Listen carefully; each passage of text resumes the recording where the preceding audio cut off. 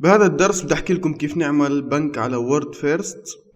قبل ما نبدأ خلونا نكسب الصلاة على النبي، وما تنسى تعمل اشتراك ولايك للفيديو وتفعل زر الجرس ليوصلك كل جديد. اسمحوا لي اعرفكم عن حالي. معكم شريف حمدان من قناة مس فلورا. بساعدك في تنمية اعمالك عبر الانترنت من تسويق وتصميم، تجارة الكترونية، صناعة المحتوى، بوابات الدفع وكثير من هاي الامور. اذا انت مهتم بهذا الموضوع ركز معي لنهاية الفيديو. بنروح على تسجيل، نختار الدولة بريطانيا لأنه بيتم التسجيل عن طريق شركة بريطانية. بنحط الإيميل، رح يوصلنا كود على الإيميل، كود التفعيل. نرجع بنشوف الإيميل وبنعمل نسخ للكود وبنرجع نعمل لصق.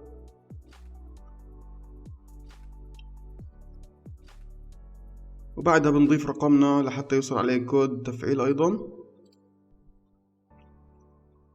نكتب الكود وبنعمل confirm. رح يظهر معنا اختيار، نختار الشركة. طبعا هون بنضيف رقم الشركة الخاصة فينا.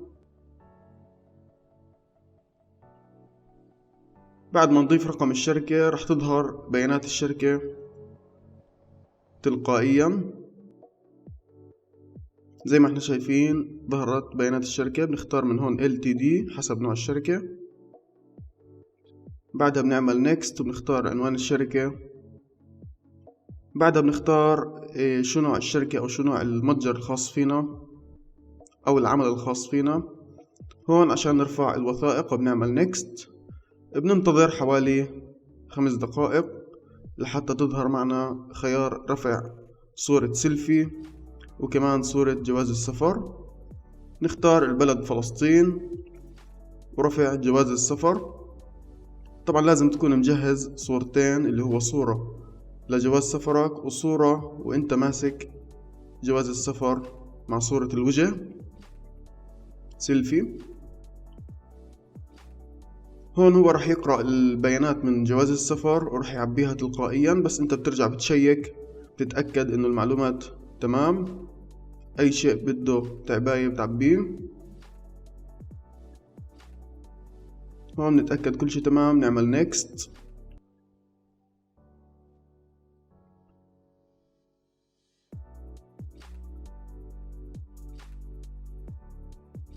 زي ما احنا شايفين هيك دخل الحساب في المراجعة. بعمل تأكيد علشان نعمل تسجيل الدخول. هيك الحساب قيد المراجعة. بدك تنتظر يوم إلى يومين، بعدها راح تفتح معك صفحة إن شاء الله بالقبول، ويكون في الحسابات البنكية اللي هي المتعارف عليها بالUSD، الدولار والاسترليني واليورو. هون علشان تقدر تحول الفلوس اللي بالحساب على بنك فلسطيني نعمل إضافة حساب بنكي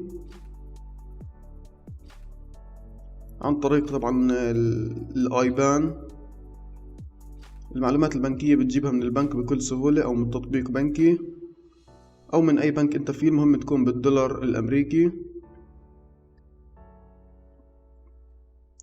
هون طبعا بنحط الآيبان الخاص فينا وتلقائيا رح يظهر معنا سويفت كود، وبنختار الدولة تكون فلسطين، وبنتأكد من الاسم يكون نفس الاسم في معلوماتنا البنكية. بنعمل next وهون بنعمل submit لحتى يتم إضافة الحساب البنكي. إذا عندك سؤال أو استفسار اكتب لي تعليق أسفل الفيديو، وما تنسى تتابعني على مواقع التواصل الاجتماعي.